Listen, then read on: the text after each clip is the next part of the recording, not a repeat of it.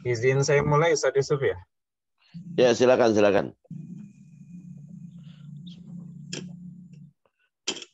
Bismillahirrahmanirrahim. Assalamualaikum warahmatullahi wabarakatuh.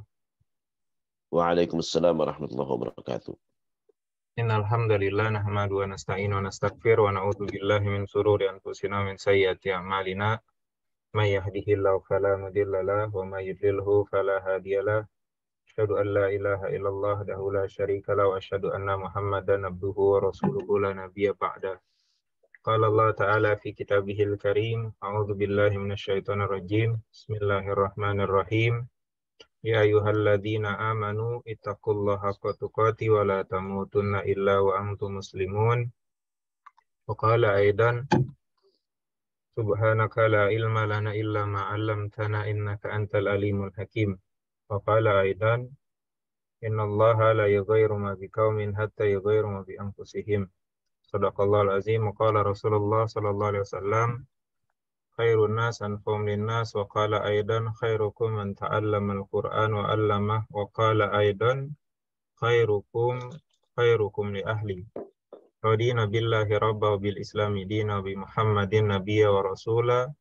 Allahumma ati nufusaha taqwaha wa zakkiha man zakkaha anta waliyuha wa maulaha. Allahumma inna na'udzubika min ilmin la yanfa' wa amalin la yurfa' wa du'ain la yusma'. Segala puji bagi Allah yang telah memberikan kepada kita semuanya kenikmatan yang luar biasa banyak dan berlimpah, kenikmatan iman, kenikmatan Islam, kenikmatan sehat walafiat, kenikmatan Allah masih meringankan langkah-langkah kita untuk hadir dalam kajian ilmu, dan semoga dengan segala kenikmatan yang Allah berikan menjadikan kita hambanya yang senantiasa bersyukur dan mendayagunakan segala nikmat yang Allah berikan sebagai sarana takarrub kepada Allah Subhanahu wa taala.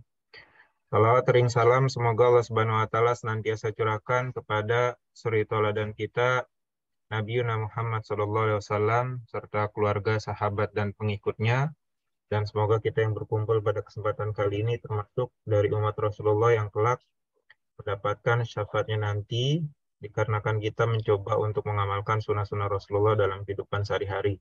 Amin ya rabbal alamin. Bapak dan Ibu yang dirahmati dan dimuliakan oleh Allah Subhanahu wa taala, alhamdulillah pada kesempatan kali ini kita berjumpa kembali dalam kajian tematik fikih muamalah bersama gurunda kita tercinta Dr. Muhammad Yusuf Siddiq, yang insya Allah pada kesempatan kali ini akan menyampaikan tema beberapa jenis jual beli yang dilarang Rasulullah SAW dan sebabnya. Sebelum kita memulai kajian, alangkah baiknya kita awali kajian yang penuh berkah di hari yang penuh berkah di Sayyidul Ayam, Yaumul Jumat, Jumat Mubarak, dengan kita bersama-sama mengucapkan basmalah. Bismillahirrahmanirrahim. Bismillahirrahmanirrahim. Untuk selanjutnya kami persilakan kepada Dr. Muhammad Yusuf Siddiq untuk memulai kajian. Falyatafaddal masykuran.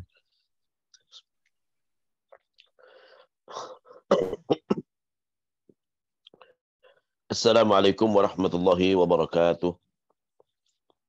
Salam. Innal hamdalillahi nahmaduhu wa nasta'inuhu wa nastaghfiruh wa na'udzu bihi min shururi anfusina wa min sayyiati a'malina. May yahdihillahu fala mudilla lahu wa may yudlil fala hadiya lahu. Asyhadu an la ilaha illallah wahdahu la syarika lahu wa asyhadu anna Muhammadan abduhu wa rasuluhu la nabiyya ba'dah. Sallallahu alaihi wa ala alihi wa ashabihi wa man tabi'ahum bi ihsanin ila yaumiddin, amma ba'd. Rabbi shrah li sadri wa yassir li amri wahlul 'uqdatam min lisani yafqahu qawli wahdi qalbi wa saddid lisani bihaqqi nabiyyika Muhammadin sallallahu alaihi wasallam. Allahumma la ilma lana illa ma 'allamtana innaka antal alimul hakim. Yang kita hormati Pak Fauzi Indrianto yang memberikan fasilitas pertemuan dan kajian kita pada pagi hari ini. Semoga Allah Subhanahu wa taala berikan ganjaran yang terbaik kepada beliau dan Allah berikan kesehatan beliau dan keluarga, dan kita semua insyaallah Allah berikan kesehatan, yang sakit Allah sembuhkan, yang ada kesusahan Allah bebaskan dari kesusahannya, yang ada kebutuhan yang Allah mudahkan kebutuhannya. Bapak-bapak dan ibu-ibu, para hadirin dan hadirat peserta kajian Generasi Izzah yang dimuliakan Allah Subhanahu wa taala, yang nggak mungkin saya sebutkan namanya satu persatu. Ada yang saya kenal, ya, ada yang sangat aktif sekali, ada yang selalu hadir, ya. Saya ucapkan terima kasih yang sudah ikut serta dalam kajian pagi Jumat terkait dengan fikih, baik itu sejak fikih faraid, fikih ibadah maupun fikih muamalah. Mudah-mudahan kita selalu konsisten dan istiqamah mengkaji apa-apa yang terkait dengan kehidupan kita sehari-hari, terutama di dalam hal hukum atau fikih. Hari ini saya menyambung dari kajian sebelumnya. Sebelumnya adalah kajian tentang gharar, ya. Gharar, ya, yaitu sesuatu yang transaksi yang nggak jelas, ya. Islam melarang, atau Nabi kita Muhammad SAW melarang transaksi yang tidak jelas. Di antara yang dilarang, udah pernah saya sebutkan beberapa, yaitu seperti mulamasah, munabadah, ya. Nah, ini termasuk yang dilarang juga oleh Rasulullah SAW. Ya, beberapa hal ada yang berakibat transaksinya tidak sah, ada yang berakibat dosa namun tetap sah, ya. Di antara yang menurut ulama, terutama dalam mazhab Syafi'i, ya, masuk kategori yang tidak sah adalah seperti disebutkan di dalam hadis yang diriwayatkan oleh Imam Ad-Darqutni, di mana hadis tersebut diriwayatkan dari Ibnu Abbas an Ibnu Abbasin, naha Rasulullah sallallahu alaihi Abbasin radhiyallahu anhuma, naha Rasulullah sallallahu alaihi wasallam ayyuba'a thamrun hatta yut'am, ayyuba'a thamrun hatta yut'am, au sufun ala dhahri dabbatin, au labanun fi dhir'in, au samnun fi labanin qabla ayyumakhad au yustakhraj. Jadi dari Ibnu Abbas, semoga Allah meridai mereka berdua. Ibnu Abbas adalah sepupunya Rasulullah, sahabat Rasulullah, ya. Beliau termasuk sahabat junior, ya, karena saat Rasulullah wafat beliau usianya baru 15 tahun, baru balik, ya.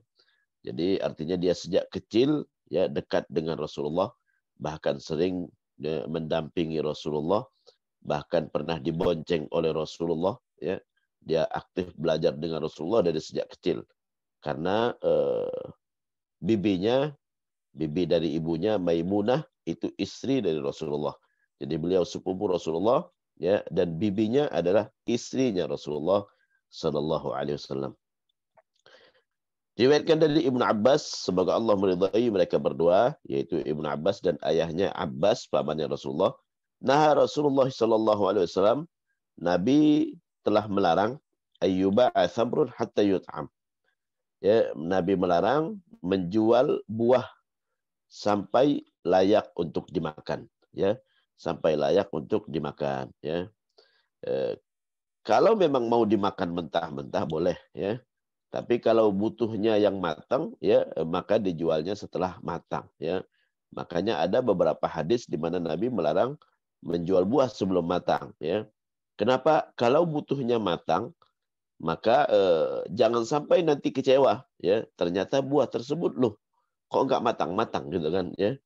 Jadi intinya butuhnya seperti apa, tunggu sampai dia jadi, ya, jangan sampai kecewa, ya. Jadi ini menunjukkan bahwa di dalam Islam, ya, nggak boleh kita menjual sesuatu yang nggak bisa dimanfaatkan, ya. Menjual sesuatu yang nggak bisa dimanfaatkan. Jadi kalau buat dimakan sampai layak untuk bisa dimakan, ya. Kalaupun kita membeli buah sebelum matang dan butuhnya matang, kita hanya bisa memesan. Kita memesan, ya. Saya butuh mangga matang, ya, sebanyak 1 ton, ya, berapa harganya, gitu kan. Nah, itu terserah nanti dia datangkan mangga matang, ya. Kita nggak menunjuk mangga tertentu, ya. Kita nggak menunjuk mangga tertentu, buah mangganya matang, ya, silakan nanti dipetik, ya, diukur apakah nyampe 1 ton atau tidak gitu kan, baru kita beli gitu kan. Atau mungkin mangga dia nggak matang-matang, dia beli mangga orang lain, ya silakan. Yang penting saya butuh mangga matang. Jadi harus jelas ya kita butuhnya yang seperti apa. Jangan sampai nanti kita beli sesuatu kita nggak bisa menikmati. Nah, Rasulullah SAW ayyuba'a thamrun hatta yut'am. Nabi melarang menjual buah sebelum layak dimatang, ya, sampai dia layak untuk dimakan. Ya, ausufun ala dhahri dabbatin. Ausuf ya, atau menjual bulu domba, suf bulu domba ya. Bulu domba, makanya dinamakan orang sufi itu ya sufi. Kenapa? Karena dia memakai baju yang terbuat dari bulu domba ya. Ausufun ala dhahri dabbatin, atau suf atau bulu domba di atas punggung domba ya, di atas punggung domba. Jadi kenapa? Karena kadarnya nggak jelas ya. Karena kita nggak bisa ngukur ada berapa banyak. Mungkin kelihatan lebat tapi ternyata sedikit gitu kan. Jadi nggak jelas berapa kadarnya. Nggak jelas berapa kadarnya. Jadi ini masuk kategori gharar juga ya. Suf ala dhahri dabbatin ya. Kita menjual bulu domba di atas punggung domba. Maka baru boleh kalau kita sudah gunting dulu, kita cukur dulu, kita timbang atau kita takar ya sesuai dengan harganya, disepakatin berapa harganya. Aulabanun fi dhir'in ya, atau susu kambing ya, atau susu sapi atau susu onta yang belum diperas, masih tetek hewannya ya. Kenapa? Kemungkinan seperti banyak, tapi setelah diperas ternyata nggak banyak ya. Setelah diperas ternyata nggak banyak. Jadi ini juga masuk kategori gharar juga ya.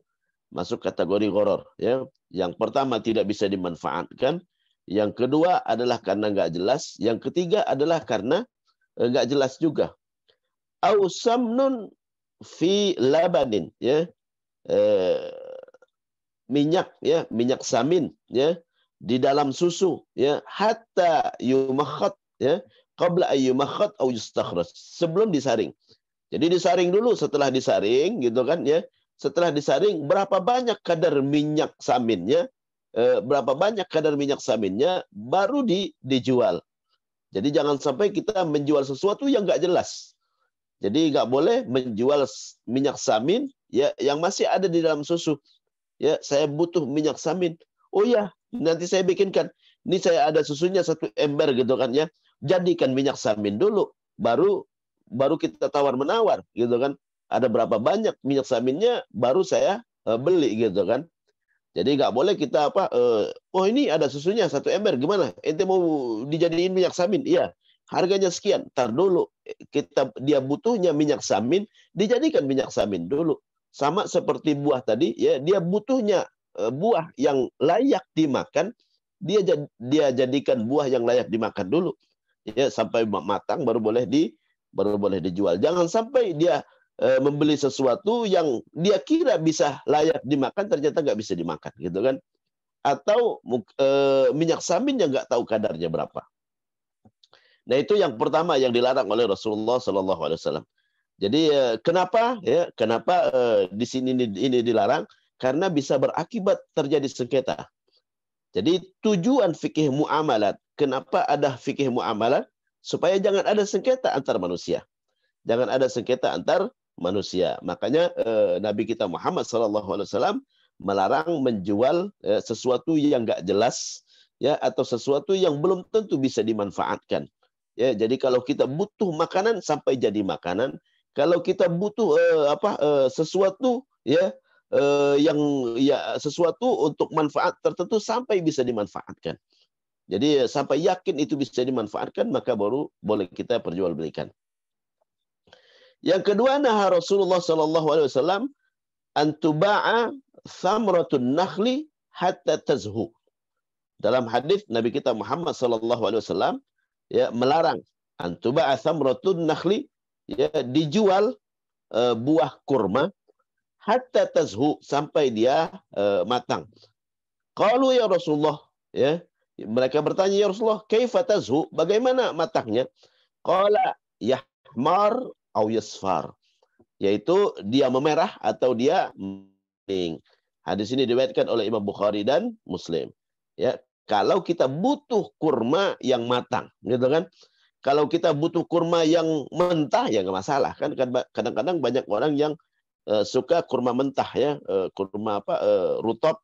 Ada rutop yang masih keras-keras itu, wah saya butuh ini, saya mau makannya seperti, ya udah nggak masalah, boleh.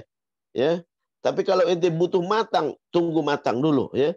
Jangan sampai nanti kecewa ternyata nggak matang-matang. Ya, jadi masuk kategori jual beli yang seperti ini ya, banyak orang bertanya tentang jual beli ijon.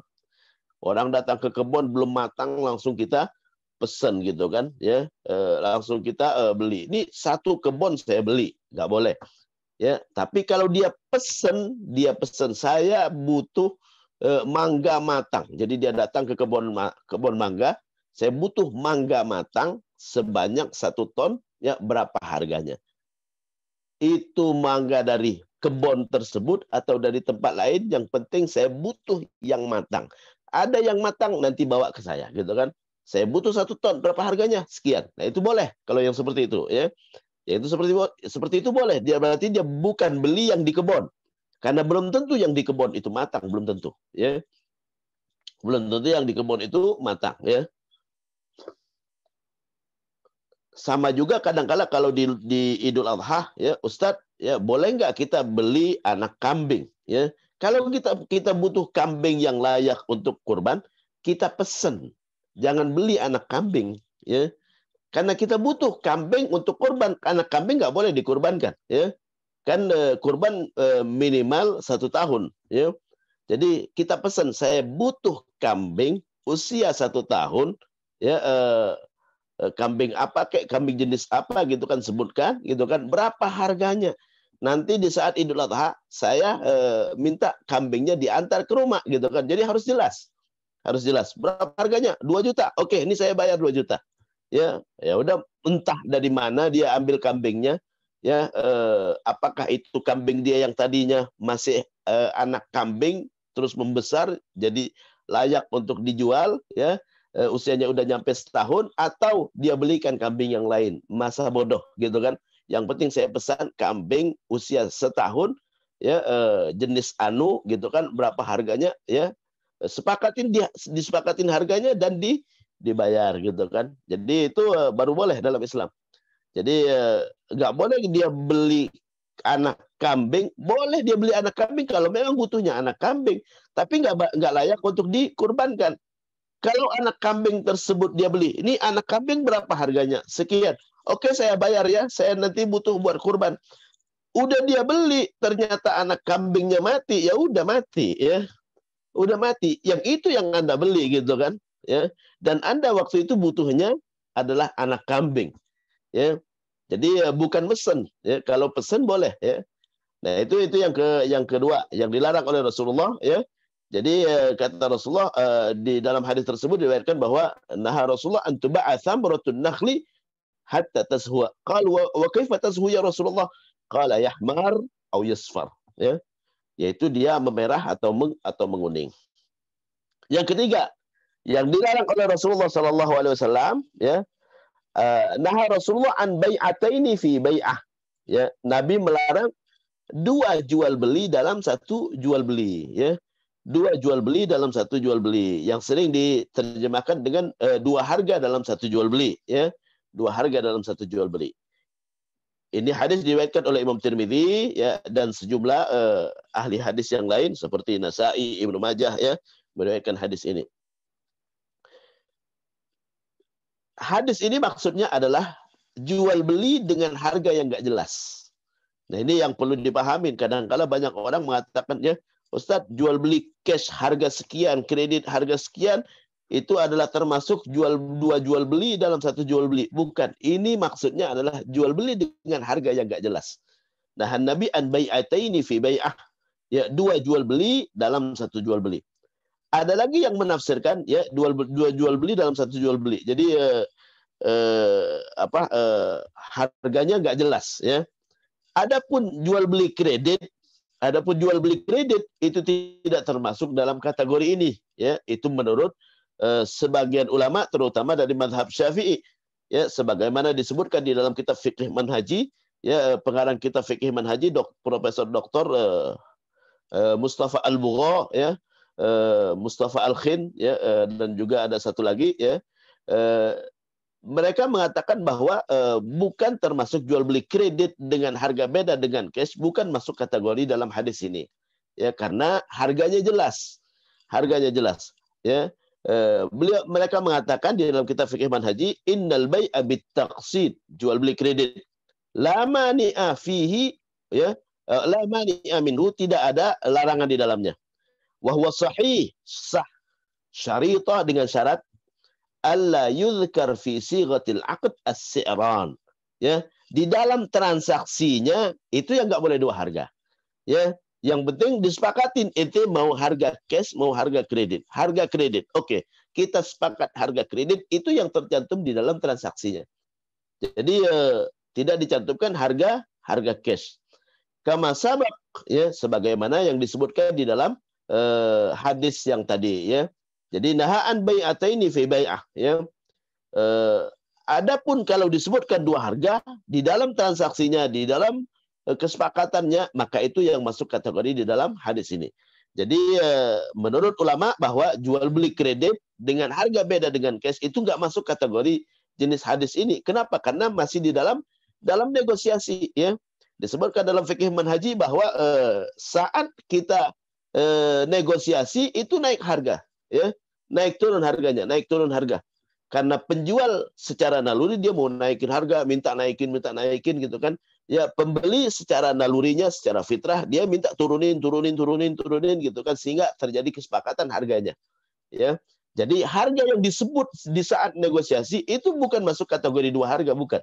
Ya, bisa 3 bisa 4 kali, bisa 4 kali berubah harganya, ya.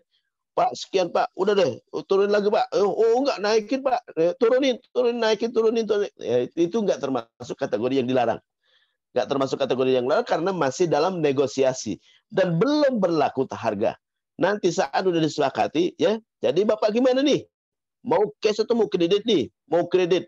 Kalau kredit berapa tahun Pak? 3 tahun. Kalau 3 tahun cicilannya sekian dikali 36 bulan, ya harga motornya adalah sekian totalnya. Itu tidak masuk kategori dua harga ya. Jadi yang nggak boleh adalah dalam transaksinya disebutkan dua harga ya. Harga motor ya, kalau cash sekian, kalau kredit sekian ya, itulah yang disepakati. Kenapa? Karena harganya nggak jelas. Jadi mau harga yang mana? Kalau sudah disepakatin satu harga, maka itu nggak masuk kategori dua harga dalam satu jual beli ya. Dan ini adalah pendapat hampir mayoritas ulama di seluruh dunia ya. Makanya jual beli kredit kalau kita lewat bank syariah seperti ini berlakunya ya. Beli rumah harganya tetap ya, harganya tetap fix dari awal sampai akhir karena syarat harga adalah jelas ya. Jelas. Kalau fix maka jelas gitu kan. Nyicil rumah gitu kan, cicilannya 5 juta ya, selama 15 tahun ya, 5 juta dikali 12 bulan sama dengan 60 juta dikali 15 tahun ya, sama dengan 900 juta. Itulah harga rumah ya. Itulah harga rumah. Berarti harga rumahnya jelas ya. Nggak berubah lagi. Jangan sampai nambah, jangan sampai kena denda, maka itu nggak ada riba sama sekali. Jadi itu yang dilarang oleh Rasulullah adalah jual beli dengan dua harga ya, dua harga. Jadi nggak boleh harga berubah-ubah, nggak boleh. Ya, jadi kalau udah sepakat harga, misalnya gitu kan ya, Pak, saya mau beli motor ini Pak, tapi bayarnya bulan depan ya. Oh ya nggak apa-apa ya, bulan depan. Berapa harganya? 5 juta ya. Bulan depan dia nggak bisa bayar. Wah, kalau Bapak nggak bisa bayar, harganya naik lagi Pak, jadi 6 juta. Nah itu dua harga. Itu baru dua harga ya, karena harganya nggak jelas ya, kok naik-naik gitu kan, ya itu ya nggak boleh ya. Yang keempat ya, yang dilarang oleh Rasulullah ya, yang dilarang oleh Rasulullah adalah jual beli DP. Nah Rasulullah an bai'il urban. Nabi melarang jual beli urban atau arbun ya, jual beli DP ya, jual beli DP. Yang dimaksud dengan jual beli DP yang dilarang oleh Rasulullah SAW, sebagaimana yang dijelaskan oleh beberapa ulama, ya, yang dimaksud dengan jual beli DP di sini adalah bahwa DP-nya tidak termasuk dalam harga kalau jadi, karena itu bisa merugikan pembeli, ya. Misalnya ini saya bayar DP ini 5 juta, ya, tanda jadi 5 juta, tanda jadi 5 juta, gitu kan, ya. Saat jadi kapan mau belinya? Ini nanti bulan depan dah, ya. Bulan depan beli, itu DP cuma sekedar untuk apa? Janji doang. Ini itu yang nggak boleh, ya, jual beli DP seperti itu. Tapi kalau seandainya saat jadi DP-nya dihitung, nggak ada masalah. Tapi saat jadi DP-nya hilang, itu sesuai kesepakatan menurut sebagian ulama, ya. Sesuai dengan kesepakatan itu dibolehkan. Kenapa? Karena pernah terjadi di masa Umar Ibn Khattab dan Umar tidak melarangnya dan sahabat nggak ada yang protes sama sekali. Jadi pernah di masa Umar Ibn Khattab, ya, salah satu gubernur Umar, ya, kalau nggak salah Abu Musa al-Asy'ari, dia membeli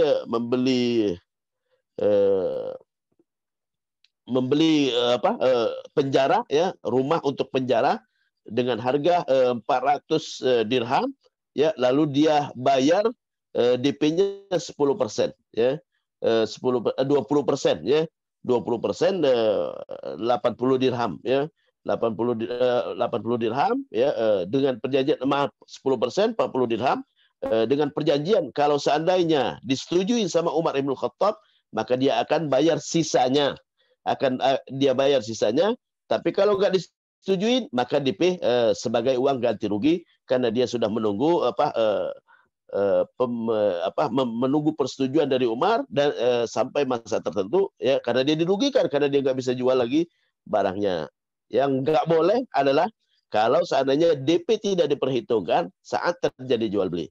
Ya, kenapa? Karena harga jadi nggak jelas. Harga jadi nggak jelas, ya. Jadi harganya 400, ya, atau 440, ya, karena 10% tadi jadi masuk hitungan kalau seandainya jadi jual beli. Nah, itu yang menyebabkan Nabi melarang bai'ul urban, ya. Yang kelima, ya. 1, 2, 3, 4, 5. Yang kelima yang dilarang oleh Rasulullah, ya, di dalam hadis yang diriwayatkan dari Ibnu Umar, nah Rasulullah an bai'il kali bil kali. Nabi melarang, ya, jual beli hutang dengan hutang. Hadis tersebut diriwayatkan oleh Imam Darqutni, ya, di mana Rasulullah melarang jual beli hutang dengan hutang. Hutang itu hutang adalah sesuatu yang nggak terlihat, ya, tapi berada di benak, ya. Itu namanya hutang, ya, hutang. Jadi bagaimana, apa yang dimaksud dengan jual beli hutang dengan hutang ini, ya? Ini ulama banyak penafsirannya. Salah satu penafsirannya adalah seorang misalnya beli sesuatu, ya. Mas, ini saya mau jual rumah saya, ya. Saya mau jual rumah, ini gambarnya ini, ya. Ini belum diterima rumahnya, nih. Nanti saya akan serahkan setahun depan. Pas tahun dijanjikan untuk diserahkan, gitu kan, dengan sertifikatnya, ya, dia nggak bisa menyerahkan rumahnya, ya. Bisa jadi rumahnya memang belum jadi, gitu kan, ya. Memang rumahnya belum jadi, ya, dia juga bisa menyerahkan dan dia tawar, bagaimana kalau saya beli lagi, ya, bagaimana kalau saya beli lagi, ya, barangnya nggak ada, belum ada, ya, bagaimana kalau saya beli lagi, akhirnya sepakat dibeli dengan harga kredit, gitu kan, ya. Jadi yang pertama hutang, ya, rumahnya ngutang. Yang kedua rumahnya juga nggak jelas juga, nggak ada juga, ya. Jadi hutang dengan hutang, ya, menukar hutang dengan hutang. Rumah yang belum tahu mana rumahnya, ya, kemudian rumah itu dijual lagi kepada dia yang nggak jelas juga rumahnya mana. Nah, ini jual beli hutang dengan hutang. Nah, ini banyak kasus kalau sekarang itu dalam jual beli trading saham, ya, yang kita nggak jelas, ya, perusahaannya di mana, ya, perusahaannya di mana, kita jual, ya, terus kita beli, terus kita jual, ya, terus dibeli lagi, ya, padahal kita nggak pernah lihat sama sekali barangnya nggak pernah dilihat. Jadi pertama dia beli barang yang belum dilihat, terus dia jual lagi, ya, dia jual lagi padahal barangnya nggak pernah dilihat sama sekali. Nah, itu jual beli kali dengan kali. Sesuatu yang nggak terlihat itulah hutang, ya. Nggak terlihat, cuman ada di benak kita sendiri, ya. Jadi itu namanya al-bai'ul kali bil kali. Yang dilarang oleh Rasulullah SAW. Kenapa? Karena barangnya tidak ada. Nabi melarang menjual sesuatu yang tidak ada. Boleh kita menjual sesuatu yang tidak ada, tapi dengan syarat, ya. Dengan syarat disebutkan kriteria spesifikasinya, ya, dan dihadirkan barangnya apakah sesuai dengan kriteria atau spesifikasi yang sudah dijelaskan semula atau gambar yang sudah diperlihatkan, ya. Kalau sesuai maka jual beli tersebut sah. Tapi kalau nggak pernah dilihat sama sekali, dibeli nggak pernah dilihat, lalu dijual nggak pernah dilihat juga barangnya, maka itu namanya jual beli hutang dengan hutang. Ya, menjual sesuatu dengan sesuatu yang nggak pernah terlihat. Ya, dengan sesuatu yang nggak pernah terlihat. Nah, ini adalah jual beli yang dilarang oleh Rasulullah SAW. Jadi Ustadz, apa hukumnya trading saham? Ya, kalau Bapak nggak pernah lihat sahamnya, nggak pernah lihat perusahaannya, gitu kan? Ya, maka nggak boleh sama sekali. Ya, kita cuma bermain di internet doang. Ya, pas harganya murah kita beli, ya, pas harganya naik kita jual, ya. Atau trading emas, gitu kan, banyak ya trading emas. Saat harganya murah kita beli, saat harganya naik kita jual, gitu kan, nggak pernah kita lihat sama sekali. Atau trading forex, gitu kan, trading forex, ya, forex, ya itu jual beli mata uang asing, ya, tapi cuma di internet doang, nggak pernah dilihat. Saat beli nggak pernah dilihat, ya, saat jual pun nggak pernah dilihat juga, ya. Beli, ya, saat mahal langsung jual, ya, murah beli lagi, gitu kan. Nah, ini adalah termasuk kategori menjual hutang dengan hutang, ya, hutang dengan hutang. Kemudian yang dilarang oleh Rasulullah juga, ya, dalam hadis yang diriwayatkan dari Ibnu Umar, anna Nabi sallallahu alaihi wasallam Nabi bersabda, "Man ibta'a ta'aman fala yabi'hu hatta yaqbidahu." Nah, ini masih ada hubungan dengan yang di atas tadi, ya. Nabi kita Muhammad sallallahu alaihi wasallam bersabda, "Man ibta'a ta'aman," siapa yang membeli makanan, ya, walaupun disebut makanan tapi masuk kategori ini semuanya, ya.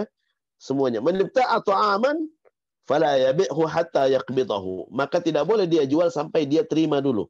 Jadi dalam Islam nggak boleh kita menjual sesuatu sampai kita terima dulu barangnya, ya. Tadi jual beli kali dengan kali, ya, hutang dengan hutang itu hampir sama dengan ini. Man ibta'a ta'aman fala yabi'hu hatta yaqbidahu. Siapa yang membeli makanan maka tidak boleh dia jual sampai dia terima fisiknya dulu. Terima fisiknya dulu. Misalnya ada orang mau jual ini makanan, ya. Berkat dalam sebuah hadis yang lain Ibnu Abbas mengatakan, "Ma ara illa fi jami'il asya." Ya, aku tidak melihat larangan ini kecuali berlaku untuk semua. Itu menurut Ibnu Abbas, ya. Jadi berlaku untuk semuanya. Jadi nggak hanya sekedar makanan, ya. Ada orang yang jual rumah di Singapura. Jual rumah di Singapura, ya. Oke, dia beli, dia transfer nih uang nih, ya. Setelah itu gambarnya, ya, dikirim gambarnya, dia belum lihat fisiknya sama sekali. Dia langsung jual lagi di internet, ya, langsung dibeli orang lain, gitu kan, ya. Padahal dia sendiri belum pernah lihat fisiknya. Maka itu hukumnya tidak dibolehkan, ya. Kenapa? Karena menjual sesuatu yang belum jelas. Dia sendiri nggak tahu. Dia sendiri nggak pernah lihat fisiknya, apakah memang seperti gambar tersebut, ya, apakah ukurannya benar seperti yang disebutkan, gitu kan. Apakah kamarnya sama dengan yang disebutkan atau tidak, jangan-jangan rumah-rumahan, gitu kan. Nah, ini harus dia cek dulu fisiknya, terima dulu secara fisik. Jadi Islam tidak membolehkan kita menjual sesuatu yang belum pernah kita terima sama sekali. Man ibta'a ta'aman fala yabi'hu hatta yaqbidahu. Siapa yang membeli makanan, maka tidak boleh dia jual sampai dia terima terlebih dahulu, ya. Boleh kita tanpa melihat sesuatu, tapi kita bukan penjual. Kita hanya yang menjualkan. Ya, kita hanya yang menjualkan. Misalnya, gitu kan, ya, Pak, ini ada orang dia jual, misalnya jual buku. Dia jual buku di internet, gitu kan, ya. Langsung kita WA, "Pak, ini bukunya mau saya jualkan. Ya, nanti kalau ada pembeli, gitu kan, ya, langsung berhubungan dengan Bapak, ya. ini hukumnya dibolehkan, ya. Jadi beli langsung. Kenapa? Karena kita nggak tahu kita menjual apa, ya. Silakan langsung berhubungan dengan penjual, atau kita kirim lewat kita, ya. Tapi barangnya dia bertransaksi dengan kita, ya, barangnya langsung dikirim ke orangnya, ya. Kita bukan penjual, kita hanya sebagai perantara, dan kita beritahu kepada orang yang membeli, maaf, ini bukan barang saya nggak pernah lihat sama sekali, gitu kan, ya. Saya menjualkan barang orang, bukunya seperti ini, ya, kriterianya kayak gini, gitu kan. Kalau Bapak komplain nanti barangnya sudah tiba, ya, ternyata tidak sesuai dengan apa yang digambarkan, maka silakan kembalikan, ya. Berarti jadi seperti itu dibolehkan, tapi nanti baru sah saat barangnya diterima, ya. Jadi nggak boleh kita menjual sesuatu yang kita belum pernah terima sama sekali. Kemudian yang dilarang di dalam Islam juga adalah bai'ul misrah, ya. Bai'ul misrah itu tidak masuk kategori yang tidak sah sebenarnya, ya. Tapi ini ada unsur penipuan. Ada unsur penipuan, ya. Di mana Rasulullah SAW, ya, pernah bersabda dalam sebuah hadis, kata Rasulullah, la tusrul ibila wal ghanama faman ibta'aha ba'da dzalika fahuwa bi khairin nadharaini ba'da an yahlubaha in radiyaha amsakaha wa in sakhitaha raddaha wa sa'an min tamrin. Hadis ini diriwayatkan oleh Imam Bukhari dan Imam Muslim. La tusrul ibila wal ghanama. Jangan kalian tahan susu onta dan susu kambing. Jadi artinya kambing onta, gitu kan, ya, lama kita nggak peras itu susunya penuh, ya. Kenapa jangan tahan, ya? Artinya kalau kita mau jual kambing, jual onta, ya, kalau memang susunya sudah layak untuk diperas. Jangan dibiarkan, ya. Jangan dibiarkan supaya orang yang membeli ngelihat ini kambing produktif, ya, susunya penuh terus, gitu kan, ya. Udah biarin, jangan diperas, ya. Jadi supaya orang ngelihat, wah, ini susunya penuh terus nih kambing, ya, produktif, ya. Susunya ada terus setiap hari, gitu kan, sehingga mereka terkelabui, ya. Nah, ini al-ghish, ya. Faman ibta'aha, siapa yang membelinya ba'da dzalika, setelah itu, ya, setelah ditahan susunya tadi, fahuwa bi khairin nadharain, maka dia ada dua pilihan. Ba'da ayyahlubaha, setelah dia peras, ya. Setelah dia peras, dia lihat apakah itu karena ditahan sehingga penuh, atau memang dia produktif susunya. Ya, irradhiha amsakaha, kalau dia ridha, ya, jual beli sah, ya. Kalau dia ridha, jual beli sah. Setelah diperas, ya, ternyata memang susunya penuh, ya. Setelah diperas langsung penuh lagi. Setelah diperas langsung penuh lagi. Irradhiha amsakaha. Atau setelah dia peras tidak penuh lagi tapi dia ridha. Ya udah, nggak apa-apa dah. Ya, memang wajarlah, gitu kan, ya. Kambing nggak selamanya dia susunya ngalir terus, gitu kan. Atau nggak semua kambing juga produktif susunya, gitu kan. Irradhiha amsakaha wa in sakhitaha, tapi kalau dia nggak suka, raddaha wa sa'an min tamrin, maka dia kembalikan, ya, ditambahin 1 sok dari kurma sebagai pengganti dari susu tadi, ya.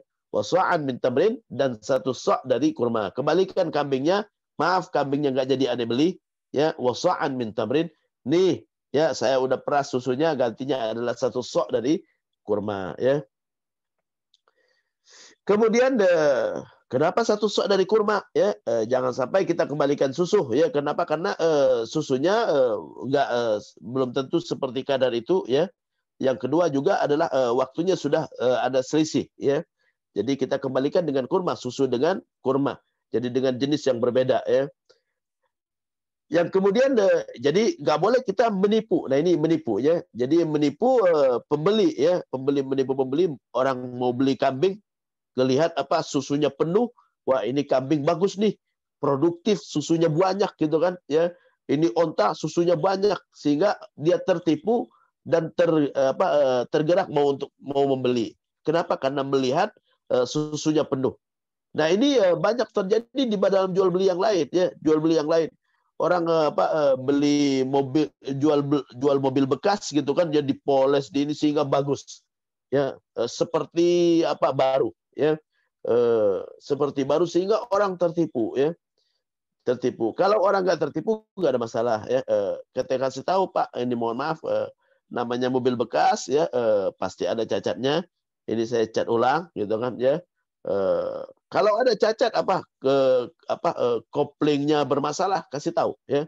Jangan sampai dia ngelihat, wah ini bagus, ya, baru kayaknya, ya, nggak pernah lecet sama sekali, nggak pernah nabrak sama sekali, ya ini nggak boleh, ya. Jadi harus dijelaskan sejelas-jelasnya sampai jangan sampai pembeli merasa tertipu. Kalau pembeli merasa tertipu, nanti akan ada babnya namanya babul khiyar, di mana pembeli atau penjual berhak untuk membatalkan jual beli kalau memang ada tipuan di situ. Apa yang dimaksud dengan tipuan? Sesuatu yang harusnya dijelaskan tapi belum dijelaskan di saat transaksi, maka si pembeli atau si penjual juga berhak untuk mengembalikan membatalkan jual beli. Nah, itu babul khiyar, ya. Ini berdasarkan hadis ini juga.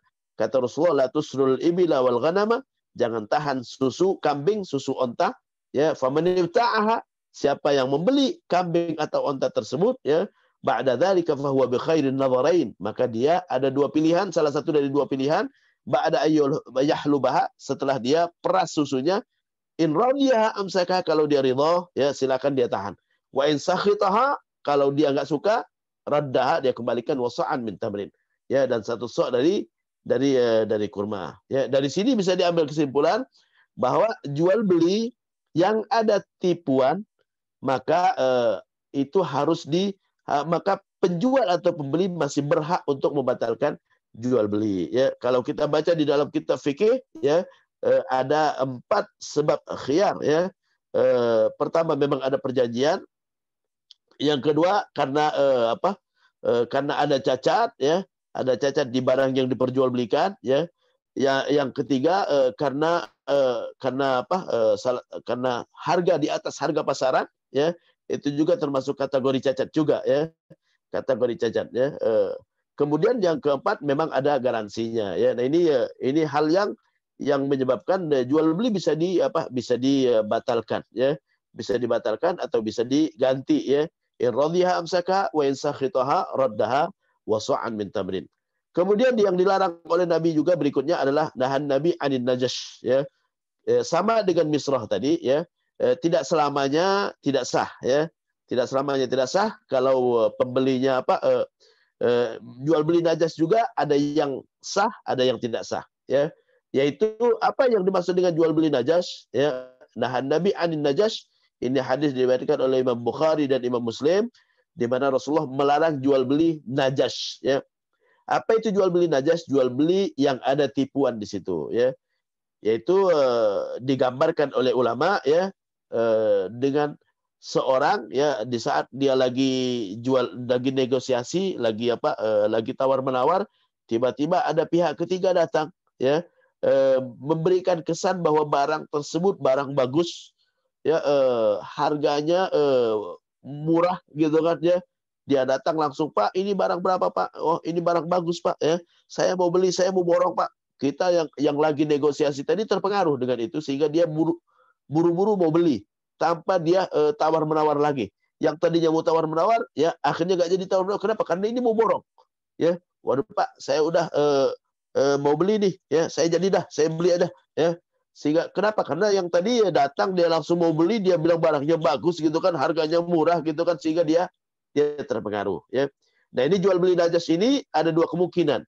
Kalau dia memang kerjasama dengan penjual, maka jual beli. Kalau yang tadi tertipu tadi itu, yang tertipu karena apa? Karena ada pihak ketiga yang mempengaruhi tadi, maka jual beli dia.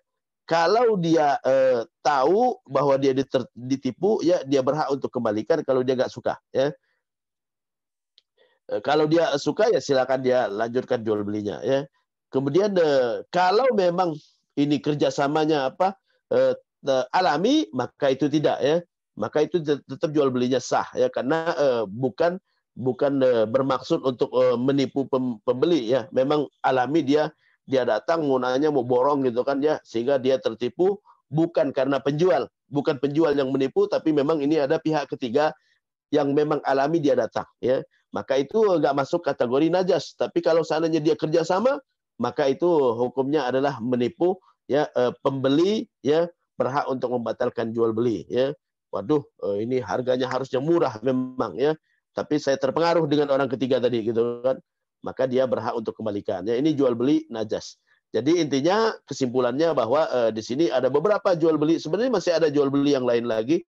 Ya, di antara jual beli yang dilarang oleh Rasulullah adalah yang pernah saya bahas kemarin adalah habalul habalah, yaitu kita menjual anak anak kambing ya, anak onta ya di dalam perut induknya.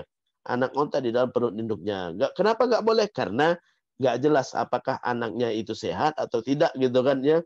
Nggak jelas. Nah, ini jual beli yang nggak sah ya. Kalau ini jual beli yang nggak sah, tapi kalau kita beli onta induknya, nah itu boleh dengan anak-anaknya. Karena itu masuk kategori apa? Membeli sesuatu ya dengan isi-isinya ya. Itu boleh, tapi membeli isinya, isi perutnya enggak boleh. Kenapa? Karena enggak jelas isi perutnya ya. Nah, ini beberapa hal yang dilarang oleh Rasulullah SAW. Ada beberapa sebab. Yang pertama karena enggak jelas gharar, yang kedua karena ada unsur tipuan ya. Intinya Islam enggak membolehkan untuk menipu ya. Man ghasyana, kata Rasulullah, man ghasyana falaysa minna. Tidak ada yang menipu kita adalah bukan golongan kita. Nabi pernah suatu hari datang ke pasar ya, Nabi datang kepada penjual gandum ya, dan Nabi dapati gandumnya di bawah basah, di atas kering ya. Nabi langsung mengatakan man ghasyana falaysa minna, siapa yang menipu maka bukan golongan kita. Jadi nggak boleh dalam Islam ya kita memanfaatkan kebodohan pembeli ya, harus kita jelaskan kalau memang ada cacat apapun yang mempengaruhi harga, maka itu harus dijelaskan ya. Barang KW dengan barang ori ya nggak sama harganya, maka kita harus jelaskan ini barang KW atau barang ori ya. Kenapa? Karena kedua jenis barang tersebut nggak sama harganya ya. Termasuk juga tadi kalau kambing ya yang susunya gemuk ya, susunya penuh dengan susunya tidak penuh, yaitu harus dijelaskan, maaf ini susunya penuh karena belum saya peras 2 hari. Ya, ini harus jelas. Jangan sampai dia ngira ini setiap hari memang penuh seperti ini gitu kan. Sehingga nanti dia tertipu, ternyata oh itu karena nggak diperas beberapa hari. Ya. Jadi kalau dia ya nggak apa-apa ya.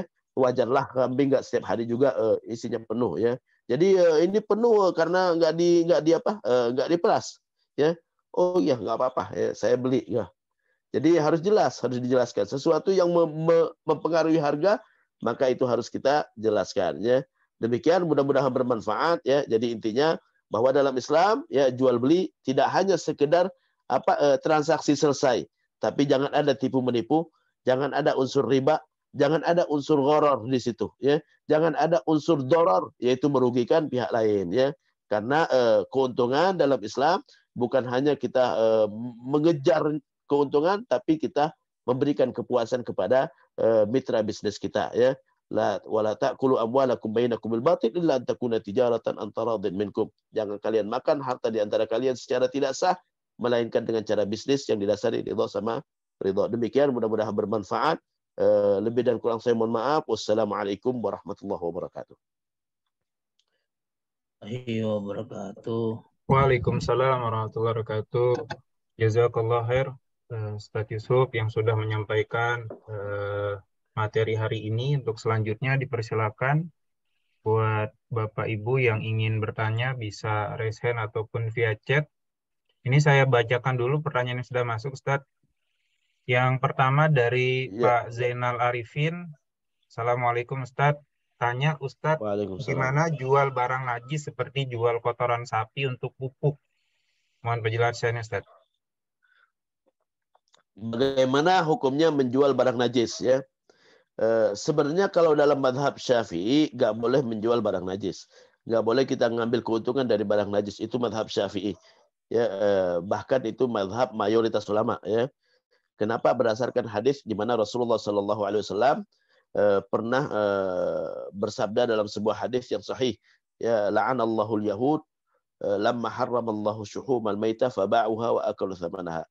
Allah laknat orang Yahudi tatkala Allah haramkan lemak bangkai, mereka tidak memakannya tapi mereka jual dan mereka ngambil hasil jualnya.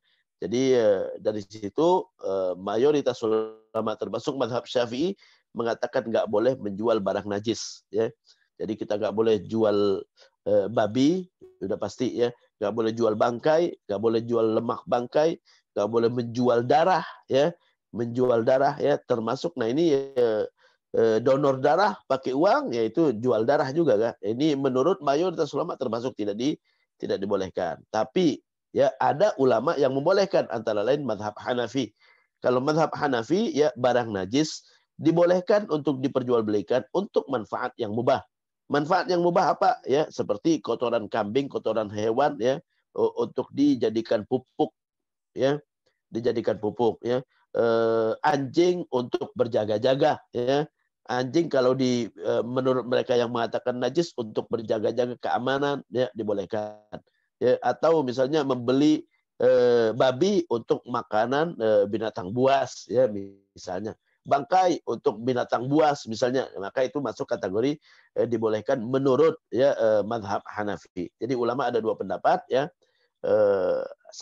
Mayoritas ulama termasuk mazhab Syafi'i mengatakan itu hukumnya nggak boleh karena menjual barang najis dilarang oleh Rasulullah berdasarkan hadis tadi di mana Rasulullah mengatakan la'anallahu al-yahud, Allah laknat orang Yahudi, lamma harramallahu syuhumal maitah, tatkala Allah haramkan lemak bangkai, faba'uha, mereka jual. Ya, mereka nggak makan, tapi mereka jual, wa akalu thamanaha, dan memakan hasil jualnya. Kalau mazhab Hanafi membolehkan barang najis dijual untuk manfaat yang mubah, seperti menjual kotoran hewan untuk pupuk, menjual anjing untuk berjaga-jaga, menjual bangkai untuk makanan binatang buas, ya. Kan kebun binatang kan butuh itu bangkai-bangkai gitu, kan, ya. Mereka buat binatang buas, ya, atau babi buat binatang buas gitu, kan.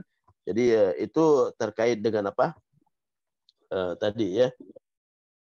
Jadi hukumnya ada dua pendapat. Yang mana yang dipilih? Kalau bisa hati-hati, ya, nggak usah dijual, ya. Jadi nggak usah menjual dari kotoran hewan, ya, berikan cuma-cuma. Kalau dalam mazhab Syafi'i, ya, diberikan cuma-cuma karena itu merupakan barang yang najis, ya. Jadi kita nggak ngambil keuntungan, ya, kita kasihkan cuma-cuma, ya. Karena memang nggak boleh kita ngambil keuntungan dari barang najis. Wallahu a'lam. Ya, jazakallah Ustaz. Untuk selanjutnya pertanyaan dari Pak Lukman. Kalau dropship hukumnya gimana, Ustaz? Hukum dropship, ya, sebagai wakil, ya. Jadi dia artinya dia menjualkan barang orang lain. Dia menjualkan barang orang lain, hukumnya dibolehkan. Dibolehkan asalkan pemilik barang mengetahui bahwa dia ngambil keuntungan di situ. Dia ngambil keuntungan, ya. Pak, ini barangnya berapa harganya? 150.000, ya. Oke, kalau saya jual 160, boleh nggak saya ngambil keuntungan 10.000? Oh ya, silakan, ya. Oke, nggak apa-apa, sah, ya. Intinya kita kalau bukan pemilik barang, ya, kalau yang dimaksud dengan dropship itu adalah dia menjualkan barang orang lain, maka hukumnya boleh dengan syarat pemilik barang mengetahui kalau kita ngambil keuntungan. Ya, kalau dia tahu, ya, dan dia ridho, ya, silakan, ya. Kalau dia katakan, oh enggak, Bapak kalau mau jualkan tetap harganya 150.000, ya, enggak boleh lebih dari 150.000, ya, buat Bapak sekian persen, ya. Nanti akan saya kasih ke Bapak sekian persen dari harga. Nah, itu enggak boleh kita naikkan. Jadi kita kalau jualkan barang orang, kita harus minta izin kalau ngambil keuntungan, ya. Kalau kita enggak minta izin, maka kita ngambil keuntungan dari barang orang lain. Nah, itu hukumnya haram, ya. Uang yang kita dapatkan haram. Contoh misalnya bukan nggak hanya berlaku di jual beli, tapi di upah mengupah juga. Ya, ada perusahaan transportasi nanya ke saya, Ustadz, ya, kita biasa ngangkut barang dari sini ke Surabaya. Ya, tiba-tiba truk kita habis, ya. Tapi masih ada pesanan, ya. Lalu kita tawarkan kepada orang lain yang punya truk, gitu, kan. Ini gimana ngangkut mau ngangkut barang ke Surabaya? Kalau seandainya upah yang kita tarik adalah 1 juta, kita kasih tahu dengan jelas kepada dia, upahnya 1 juta, tapi saya potong 100.000 karena kita masarkan truk Bapak ya. Oh ya nggak apa-apa, kita ambil 900, 100-nya buat Bapak ya. Alhamdulillah karena kita mendapatkan keuntungan dari tenaga dan truk orang. Ya, jadi harus kita minta ridho kepada yang punya barang, yang punya tenaga, yang punya truk tadi ya. Demikian semoga bermanfaat. Ya, jazakallah Ustaz. Pertanyaan ketiga dari Pak Ade Fahrul, ada 2 pertanyaan. Menjual dengan cara reseller, barang belum di tangan kita bagaimana Ustaz?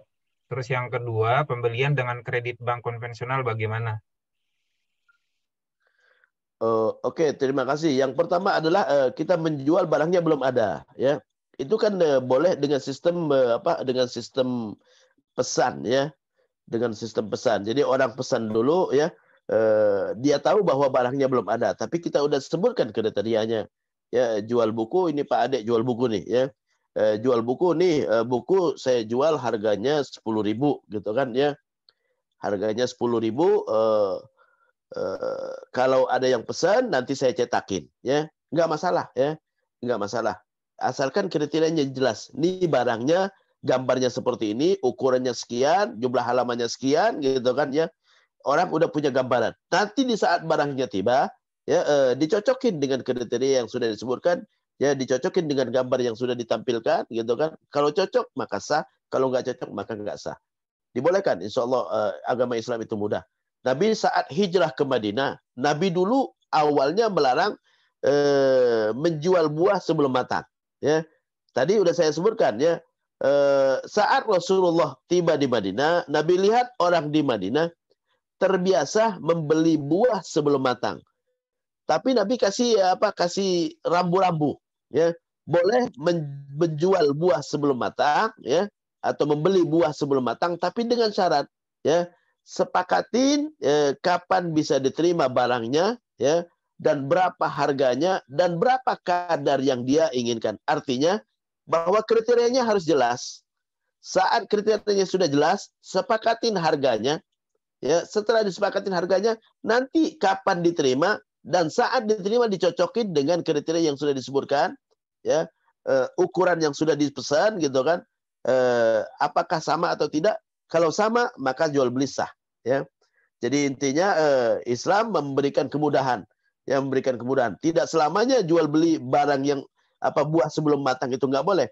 Boleh, tapi dengan syarat ya, saya butuh mangga matang sebanyak 1 ton. Harganya berapa ya? Jadi bukan dia beli saya mangga di kebun ini saya beli, enggak, bukan begitu. Ya, karena belum tentu buah yang di kebun. Yang dilarang itu saya beli buah di kebun ini, itu yang salah. Kenapa? Karena belum tentu buah yang di kebun itu matang nantinya, dan belum tentu sebanyak yang kita perkirakan, ya. Tapi yang boleh adalah dia pesan. Jadi saya pesan buku, ya, yang Pak Adek tampilkan tadi, ya, saya butuh 1.000 buku. Berapa harganya, Pak Adek, gitu kan? Oh, harganya 1 juta. Ya, oke, saya transfer. Ya, kapan saya bisa terima? Ya, bulan depan. Setelah bulan depan diterima, barangnya cocok seperti yang digambarkan, seperti yang disebutkan kriterianya, maka sah jual belinya. Ya, boleh. Itu yang pertama. Yang kedua, apa hukumnya kalau berjual beli menggunakan kredit bank konvensional? Saya sudah sebutkan sebelumnya bahwa kredit di bank konvensional nggak semuanya masuk kategori riba. Tadi yang tidak masuk kategori riba adalah kalau cicilannya fix. Cicilannya fix ya. Cicilannya fix karena kalau fix harganya jelas. Ya, jangan nambah, jangan terlambat bayarnya. Kalau terlambat bayar kena denda, maka itu baru riba ya. Jadi misalnya gitu kan ya, tadi beli buku 10.000. Ya, kalau 10.000 beli 100 ya, atau beli 1.000 eksemplar ya, sama dengan 10 juta. Kita kredit di bank ya, Bang, saya butuh 1.000 eksemplar buku dari Pak Adek Fahrul gitu kan ya, sama bank. Oke, saya bayarin ya, tapi saya jual sama kamu 12.000. 10.000 jadi 12.000 jadi 12 juta. Kamu cicil selama 12 bulan 1 juta per bulan. Hukumnya tidak masuk kategori riba. Ya, buku tersebut dibeli sama bank, dijual kepada pembeli, gitu kan? Dibeli sama bank 10.000 per eksemplar 10.000 ya, lalu dia jual 12.000 menjadi 12 juta. Dia dapat keuntungan 2 juta ya. Ustadz, ini barangnya belum diterima. Pak Ade Fahrul ridho memberikan hak kepada bank untuk menjual lebih mahal. Ya. Pak Ade tahu bahwa itu lewat bank dan bank, ya Ustaz serah dah, saya pokoknya terima 10.000 ya. Sama dengan nih saya jual buku, Bapak mau jualkan silakan, mau jualkan 12.000, 13.000, yang penting saya terima 10.000 ya. Pembeli tahu dengan harga yang dinaikkan ya. Pak Ade juga ngasih kesempatan kepada bank untuk memberikan mengambil keuntungan ya, maka hukumnya dibolehkan ya. Sama kasusnya seperti yang saya sebutkan sebelumnya ya, talangan haji. Kita pakai talangan haji lewat bank syariah ya, bank syariah ngambil keuntungan pasti ya. Tapi Kemenak sebagai pemilik layanan, dia memberikan hak kepada bank untuk ngambil keuntungan karena dia sudah memasarkan ya, bisa mempromosikan layanan haji sehingga yang berangkat haji lebih banyak misalnya, gitu kan? Ya, dan nasabah juga tahu dan ridho, dia harganya dinaikkan sedikit nggak apa-apa ya, saya beli lebih mahal tapi lewat bank. Kenapa? Karena saya nggak bisa bayar secara tunai, gitu kan? Ya, bank mau beli dulu dan jual ke saya dengan harga lebih mahal. Ya, maka hukumnya dibolehkan ya, insya Allah dibolehkan, gak masuk kategori riba. Intinya bahwa dalam jual beli harga harus jelas. Kalau harga jelas maka itu sah ya, maka itu sah selama pembeli ridho harganya dinaikkan ya, yang disepakati satu harga ya. Jadi boleh lewat bank konvensional dengan syarat harganya fix ya, wallahu a'lam. Jazakallah Ustaz. Pertanyaan berikutnya dari Pak Taufikur Rahman. Assalamualaikum warahmatullahi wabarakatuh. Ustaz, bagaimana dengan jual beli yang ada unsur najas? Bertemu penjual di pasar di luar kota, ternyata harganya tinggi sekali dan kita tidak ridho. Untuk khiyar tidak mungkin karena jauh, statusnya bagaimana? Apa tetap sah namun berdosa pedagangnya? Mohon penjelasannya Ustaz. Oke, jadi kita tertipu harga maksudnya ya. Kita tertipu harga, kita udah nggak ketemu lagi penjualnya ya, dan kita nggak ridho ya. Ada dua kemungkinan. Kalau penjualnya tadi dia nipu harga dan tahu bahwa dia nipu harga, maka hukumnya nggak halal buat dia selisih harganya. Jadi kalau dia tahu misalnya harganya harusnya 10.000 ya, di pasaran 10.000, dia jual 15.000 ya, dia tahu bahwa orang jual 10.000 ya. Nanti kalau pembeli ini tahu harga pasaran 10.000 ya, dia nggak akan puas dengan harga 15.000 ya. Udah terjadi jual beli ya, langsung menghilang nih penjual, gitu kan ya. Orang tadi nggak ridho, maka selisih harganya 5.000 nggak halal buat dia ya. Kalau dia tahu bahwa harga pasaran 10.000, kalau dia mau dapat ridhonya, dia jelaskan di awal, Pak, mohon maaf, pasaran 10.000, saya jual sama Bapak 15.000. Loh, saya lagi butuh duit, Pak, ya. Bapak bantu saya, ya, misalnya, ya seperti itu. Atau saya juga tertipu, Pak, ya, harusnya modal saya di bawah 10.000, tapi saya beli dari orang 12.000. Ya, jadi saya minta keuntungan dikit lah, jadi 15.000 supaya ongkos saya kembali, gitu kan. Jadi minta ridhonya, ya. Jadi kalau kita kalau kita menjual ya, nutupin harga yang harusnya harganya di bawah itu ya, dan kita tahu, kita nggak minta ridho dari pembeli, tahu-tahu setelah itu pembelinya baru sadar ya, dia setelah banding-bandingkan dengan harga, waduh saya nih ketipu nih, gitu kan ya, dan dia nggak puas ya, dan nggak ketemu kita lagi ya, itu jual beli ya sebenarnya nggak sah ya, karena karena pembelinya nggak ridho ya, tapi dan dia berdosa, selisih harganya itu berdosa. Dia sudah makan makanan haram ya. Jadi dia mendapatkan keuntungan dari jual beli yang ini. Tapi karena pembeli nggak bisa lagi ketemu, ya udah ya, barangnya dia ambil ya, intinya dia sudah bayar, gitu kan ya.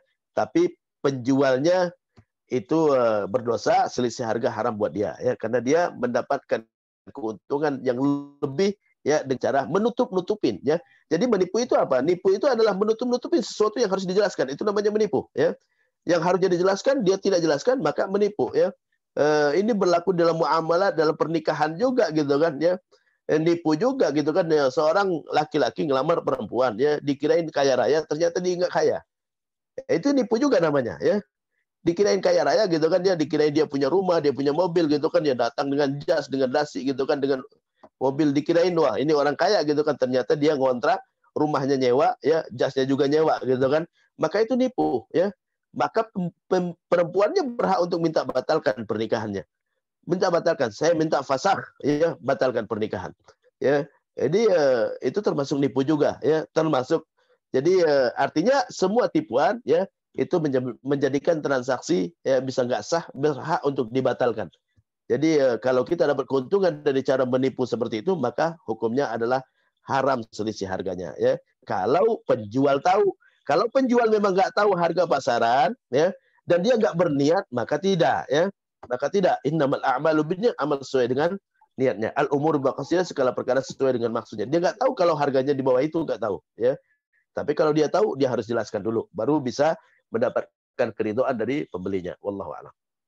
Jazakallah Ustaz. Pertanyaan berikutnya dari Pak Muhammad Irfan. Izin menyambung masalah jual kotoran hewan untuk pupuk, apakah bisa menjual jasa mengumpulkannya dan bukan menjual barangnya Ustaz sebagai jalan keluar? Bisa ya. Bisa jadi dia jual jasa dari ngumpulkan itunya ya, boleh, bisa. Jadi dia tidak menjual, dia minta upah ya. Jadi upah ngumpulkan ya, Pak saya kumpulkan ya. Jadi boleh. Makanya transaksi harus jelas ya. Nahan Nabi an bai'il gharar, Nabi melarang transaksi yang enggak jelas. Jadi dijelaskan ya, Pak ini saya enggak menjual kotoran hewannya ya, jadi tidak dikiloin kayak ininya, tapi Bapak bayar upah saya ngumpulkan kotoran hewannya ya. Jadi saya minta upah sekian gitu kan. Boleh, enggak masalah. Karena dia dapat manfaat, apapun manfaat dari tenaga kita ya untuk orang lain, kita berhak untuk minta ya, minta bayar manfaat tersebut ya. Ya, syukran Ustaz. Pertanyaan berikutnya dari Bu Erlina Kusumarini. Ustaz, bagaimana aturan menjual via medsos, misal grup dagang WA yang saling tidak mengenal? Ada penjual yang tidak mau ditransfer dulu sampai barang diterima pembeli, tapi ada juga yang minta transfer dulu, baru barang dikirim. Oke, kalau yang transfer dulu barang baru dikirim itu yang benar, ya, itu yang benar, ya. Kalau yang tidak minta ditransfer, ya, dan penjual ridho, nggak masalah, ya. Oke, saya kirim dulu, terima, nanti baru transfer, ya. Itu asalkan dia ridho, nggak ada masalah. Tapi kalau yang transfer dulu, itu yang seharusnya, karena kalau barangnya belum ada, uangnya belum ditransfer, itu namanya hutang sama hutang juga ya. Bisa masuk kategori hutang sama hutang ya. Tapi kalau memang nanti saat barangnya tiba ya, baru transaksi jual beli ya, Pak saya kirim dulu ya, sampai ke Bapak ridho ya, transfer uangnya. Baru transaksi gitu kan. Jadi dibolehkan, boleh dua-dua, insyaallah dibolehkan. Islam itu mudah, ya siru wala tu'siru, mudahkan jangan dipersulit. Wallahu a'lam. Nah, syukuran Ustaz. Pertanyaan berikutnya dari Pak Taufikur Rahman. Izin bertanya lagi Ustaz, dalam marketplace ada pihak ketiga yaitu penyedia layanan untuk penjual dan pembeli. Apa posisi marketplace tersebut dalam fikih? Karena marketplace bisa mengatur pembayaran kedua dari pembeli ke penjual. Syukuran Ustaz. Oke, terima kasih ya. Jadi marketplace itu bisa dalam transaksi bisa masuk kategori al-wakil atau al-wasit ya. Al-wasit yaitu penengah ya, atau al-wakil yang mendapat kuasa ya. Jadi dia berhak mendapatkan upah ya. Cuman upah yang dia dapatkan ya dari salah satu pihak Nggak boleh dua-dua. Kalau dua-dua, yang lain juga tahu. Ya. Jadi al-wakil, ya, dia sebagai wakil atau sebagai wasit, ya, dia berhak mendapatkan upah dari salah satu dari kedua belah pihak. Ya, kalau dia dapat dari dua-dua, yang lain juga harus tahu. Ya. Jadi dibolehkan. Ya. Nah ini al-wasit banyak. Ya, misalnya kalau di dalam jual beli rumah itu bisa notaris juga gitu kan ya, simsar atau calo gitu kan ya, banyak ya. Jadi itu dibolehkan ya, dibolehkan, tapi dengan syarat ya, dia tidak boleh mendapatkan upah dari dua-duanya kecuali sepengetahuan yang lain ya. Jadi dia mendapatkan upah dari salah satu, dan upah harus jelas, namanya upah harus jelas ya, harus jelas. Jangan dia uruskan transaksi ya, baru nanti di akhir dia kasih tagihan ya, yang pihak yang ditagih nggak tahu berapa dari awal. Jadi harus jelas dulu. Jadi kamu jualkan rumah saya gitu kan ya, nanti setelah ada pembeli, nanti saya bayar sekian persen dari harga rumah, atau saya bayar sekian gitu kan ya. Nah ini boleh, insya Allah dibolehkan ya. Itu dalam ilmu fikih masuk kategori wakil, orang yang mendapatkan kuasa dari pihak yang bertransaksi ya. Jadi dia berhak mendapatkan upah dari salah satu dari dua pihak. Boleh dua-dua, tapi yang lain harus tahu juga. Wallahu a'lam. Syukron Ustaz. Pertanyaan berikutnya dari Bu Siti Goribah. Izin bertanya Ustaz, apa hukum jual beli dengan sistem tukar tambah? Apa hukum jual beli dengan sistem tukar tambah ya? Boleh dengan syarat di satu-satu dijualnya ya. Jadi misalnya ini saya mau jual mobil ya. Mobil saya harganya sekian, mobil kamu harganya berapa? Sekian ya. Silakan bayar selisihnya ya. Jadi intinya harga harus jelas. Jangan sampai samar-samar. Jadi mobil saya dihargain berapa, mobil kamu dihargain berapa ya. Tinggal siapa yang kurang ya, dia bayar selisihnya. Nah, itu terjadi banyak ya. Jadi insya Allah nggak ada masalah di situ ya. Nggak ada masalah di situ ya. Sama ini baru bermasalah kalau itu terjadi pada barang-barang yang masuk kategori riba. Ya, seperti emas ya. Emas ditukar dengan emas. Nah, ini harus benar-benar ada uang ya yang ada di antara keduanya ya. Ini emas saya harganya sekian ya. Nah, ini harus syarat kalau untuk emas. Kalau untuk emas ini disyaratkan ya. Ini emas saya harganya 10 juta. Emas kamu harganya berapa? 8 juta. Oke, saya tambahin 2 juta, saya tukar dengan emas kamu ya. Nah, itu harus jelas. Sebagian ulama malah mengatakan uangnya harus ada dulu. Ya, sebagian ulama, tapi saya sendiri mengatakan nggak harus ya, wallahu a'lam ya. Nggak harus, intinya ada barang yang berbeda di antara keduanya ya, baru masuk kategori boleh ya. Jadi karena kalau emas dengan emas harus timbangan sama, 5 gram dengan 5 gram. Kalau emas dengan emas, maka jangan langsung emas dengan uang, uang ke emas gitu kan. Jadi supaya tukar menukar itu jelas ya. Karena emas dengan emas harus sama, 5 gram 5 gram. Tapi kalau emas ke uang, uang ke emas, ini baru boleh selisih gramnya. Wallahu a'lam. Jadi boleh ya, dibolehkan tukar tambah asalkan jelas harga masing-masing dari barang yang ditukar. Wallahu a'lam. Jazakallah Ustaz. Pertanyaan berikutnya dari Bu Tri nih. Kalau investasi atau trading saham syariah bagaimana Ustaz? Karena sudah halal menurut fatwa MUI. Trading saham. Ya Ustaz. Trading saham.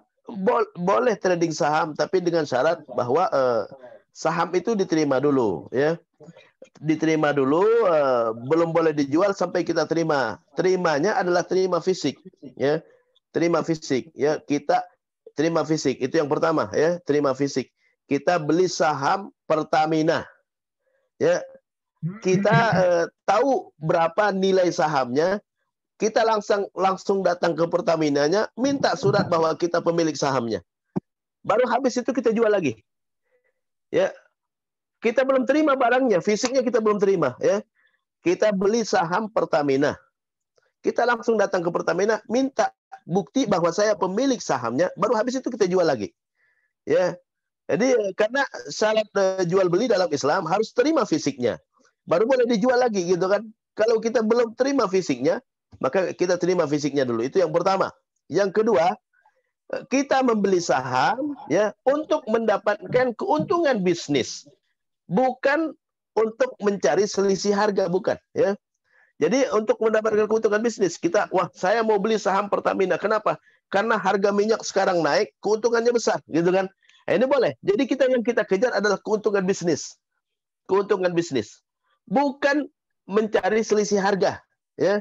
Bermain itu sama aja dengan berjudi namanya. Kalau kita bermain harga doang, bermain harga saham doang, itu namanya sama aja dengan berjudi. Jadi boleh trading saham, boleh. Ya, boleh, tapi dengan syarat yang pertama ya jelas sahamnya ya. Jadi kita beli saham Pertamina, kita datang ke Pertamina gitu kan ya, terima dulu fisiknya. Saya pemilik 10% saham Pertamina. Lalu habis itu baru kita jual, terima fisiknya dulu baru kita jual. Ya, atau ada surat keterangan bahwa kita pemilik baru kita jual. Ya, itu yang pertama. Yang kedua, tujuan kita membeli saham adalah untuk mendapatkan keuntungan dari bisnis. Ya, dari bisnis perusahaan yang dibeli sahamnya. Bukan mau bermain harga, ya, dapat keuntungan dari cuma selisih-selisih harga saham. Ya, nah itu namanya sama dengan berjudi ya, karena untung rugi ya. Bisa untung, bisa rugi, bisa untung, bisa rugi gitu kan. Jadi sama aja dengan berjudi, spekulasi. Spekulasi. Jadi saya tidak mengatakan bahwa fatwa MUI pasti insya Allah itu adalah udah melibatkan pihak-pihak yang sudah mengerti tentang itu, dibolehkan, tapi dengan syarat ya memang jelas sahamnya, kita sudah terima fisiknya ya, bukan dengan tujuan untuk mendapatkan berspekulasi harga saham, tapi memang untuk mengejar keuntungan bisnis dari perusahaan yang sahamnya kita beli ya. Kalau hanya untuk bermain di kan sebagian orang kan cuma bermain di ini lagi naik nih saya jual ya. Wah, ini murah lagi nih saya beli gitu kan. Itu sama aja dengan berjudi. Sama aja ente duduk di atas meja judi gitu kan. Ya. Lalu stop. Dapat ya. Stop lagi. Wah, dapat lagi gitu kan ya. Nah, itu sama aja dengan berjudi. Jadi judi itu bahasa Arabnya maisir. Maisir itu apa? Mendapatkan keuntungan dengan cara yang mudah. Ya, mendapatkan keuntungan dengan cara yang mudah dan ruginya juga dengan cara yang mudah juga. Itu maisir. Dari kata yusrun, mudah, ya. Jadi saya nggak mengatakan bahwa trading saham nggak boleh sama sekali. Tapi kalau tujuannya cuma untuk bermain saham, kan ada orang yang canggih dalam hal ini. Ada orang yang canggih dalam hal berjual beli saham, sehingga yang masih kelasnya masih rendah gitu, artinya belum pengalaman, itu bisa dia rugi ya, rugi. Ini kenapa? Sama aja dengan orang berjudi yang udah ahli gitu kan, dia mendapatkan keuntungan yang cepat gitu kan, yang kurang ahli gitu kan dia akan rugi. Jadi tujuannya itu yang penting. Al-umur, segala perkara sesuai dengan maksudnya. Ya, al-ibrah bil ma'ani wal maqasid la bil alfaz wal mabani.